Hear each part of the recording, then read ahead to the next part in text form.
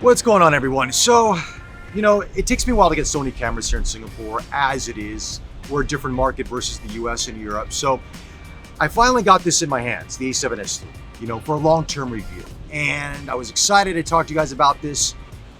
And as of last week, the time of this recording, everything just changed. The A1 was announced, or Alpha 1. So I thought, well, what kind of information can I give you about this camera now? I mean, there's already been about a million videos on it that's different that could help you make this buying decision. But with the A1 out now, it does open up this question. Is it worth still getting the A7S III, or do you just get the A1 because it does pretty much everything? So I thought we'll talk about that, and as well give you my experience about this A7S III and what do I think about it. So let's talk about, is the A7S III still relevant to get after the A1? Let's talk about it.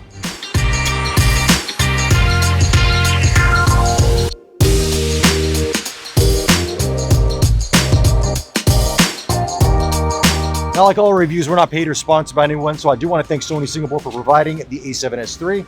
Having said that, they have no say in this video. These are my thoughts and my thoughts only. So, yes, the Alpha 1, the A1, is very expensive, $6,500 US, which is almost 2/3 the price of this. Is this camera still worth getting? Because with the Alpha 1, you basically have an A9, an A7R III, A7R4, and an A7S III in one camera, versus this camera, which is basically just video only. Yes, you can take stills, but it's 12 megapixels. We'll talk about the performance and photography in just a bit. But that leads you, I guess, to the question is, what camera do you want to use? Or do you want a camera that does both? Or are you just concentrating on video? If you're concentrating on video, this is your answer right here.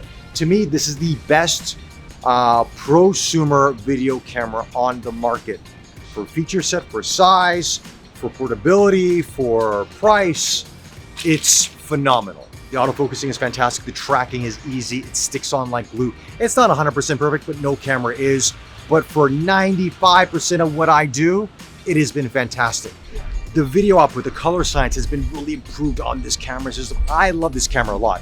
As a matter of fact, I named it my best hybrid camera of 2020 and our best of series, and I still stand by that today. Even after using the C70 from Canon, which is a great camera, I still like this a little bit better. Unfortunately, though, there's no built-in ND filter system, which is in the FX6 and which is in the C70. I do wish Sony did that, but I don't think they could put a built-in ND system inside of a body this small. But you do have that swivel flip-out display, which is a very welcome addition. Unfortunately, the Alpha 1 doesn't have that flip-out rotatable display like the A7S III does, but you do get that new menu system, so I guess it's kind of a wash. And the camera, I guess, is more designed for photographers than videographers, because this is Sony's, consumer-grade video camera, but this is not a consumer camera by any stretch of the imagination. One thing I like about the A7S III, which we're seeing in the Alpha 1 too now, is the CF Express Type A cards. And I actually bought one for this review. Sony didn't provide one, I bought one. But yeah, it's small, it's compact, and it's fast. But the write speeds are not as good as a CF Express Type B. Not sure why Sony decided to make a proprietary card system where the Type B is a much faster card. It is larger, but that's Sony, isn't it? Always doing that proprietary stuff. Memory sticks, anyone? Remember those? So, do you need it with the A7S III? Not really. Yes, in S&Q mode, you can utilize the card, but for the most part, 90% of what you can do with this camera, as long as you have a V90 UHS-2 card, you're more than good. But I would recommend getting it. Now it comes in, I think, two variants. I think it's an 80 gigabyte and 106 gigabyte or thereabouts. And the 80 gigabyte cost me about $200, as I mentioned. So Singapore dollars, mind you. So the price has come down a little bit, but still an investment. Another new thing I like about the A7S III is the menu system. Finally, Sony has decided to upgrade the menu system, but it's a much improved. Now it's all touch interface. It reminds me very much of the Panasonic menu system, but Sony still has their proprietary terminology that nobody else understands except Sony users. So it does require a little bit of education on your front. So I would definitely recommend going to Sony University, which is YouTube. It can be a little bit confusing for those who aren't used to it. But once you get used to it, once you dial everything in on the camera, you rarely touch the menu system anymore. That's the one good thing about this camera, is that it's fully customizable in a way. So once you just remember where the buttons are, what you customize each button for, they're golden. The touch is good, but I do wish it was a little bit larger of a display because they still these little lines there where you have to touch and you kind of miss what you're selecting sometimes if you have big fat fingers like me. So Sony, the engineers have very tiny fingers. I could tell. Yeah, make it work. But for me, I select the wrong thing. So I want to talk about some of my favorite features of the A7S III.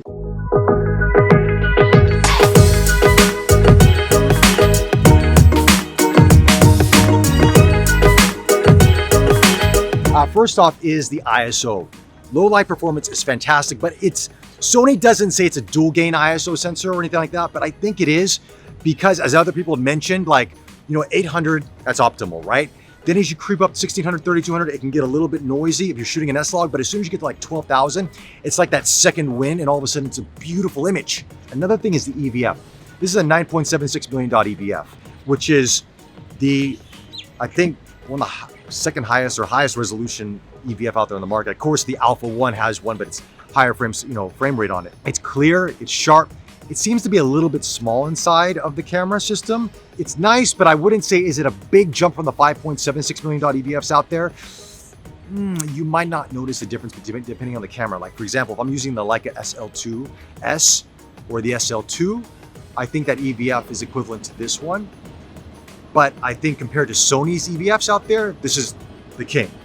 Getting back to the question, this or the Alpha 1. Now for me, I do more photography. I do a lot of sports photography, wildlife photography. I love to do that when I can, but I'm in Singapore and we just got the zoo right now. Fashion photography, and the speed of the Alpha 1 entices me. However, I have been doing a lot more video, and how usable the images out of this camera for video is really, really good. Also for stills, it's actually not bad. If I'm posting mainly on social media, Instagram, Facebook, I don't need 50 megapixels. Nobody does. 12 megapixels is more than adequate. The only reason I would need more megapixels if I'm using it for social media is if I want to crop in and I want to show more detail on a specific subject or something that I want to show to you guys. If not, if it's just me standing there in an outfit leaning against a wall, 12 megapixels is enough. The A7S III, I think, is the right camera for a majority of people out there. The Alpha 1 is Sony flexing the gun, saying one camera that does it all, but it's also very, very expensive. More expensive than any other Sony consumer camera to date. Getting back to the feature set in this, it's really hard to compete with this from any other camera system right now. I mean, some people say, what about the R5, the R6? Canon has decided to intentionally overheat these cameras. So you get into the C series. Sony has decided to give you the kitchen sink in terms of video in a consumer camera like this. Yeah, like I said, the only thing it's missing is it's built-in ND filters. That's basically it. I mean, you can't record RAW internally, but who does? Honestly speaking, for most people don't need RAW. Let's be realistic. All these people on YouTube, I want 12-bit RAW, this and that. It's great to have. You're never gonna use it. What this camera gives you is more than adequate. S-Log 2, S-Log 3 is fantastic. The color grading is really good. The color science is really nice. This is a really beautiful camera. Would I get this over the Alpha 1? I think I would, actually. If I'm in a video person, I would get this over the Alpha 1. There's no reason to spend double the price. I guess that's a quick video, right? What else is there to say about the Sony A7S III? It's fantastic. So you know what I'll just do right now?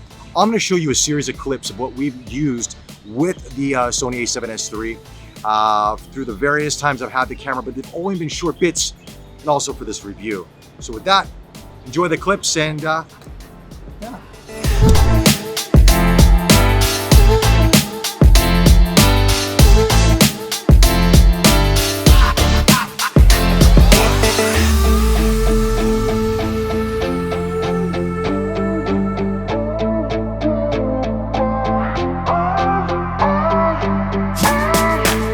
So anyway, as you can tell, the footage looks fantastic.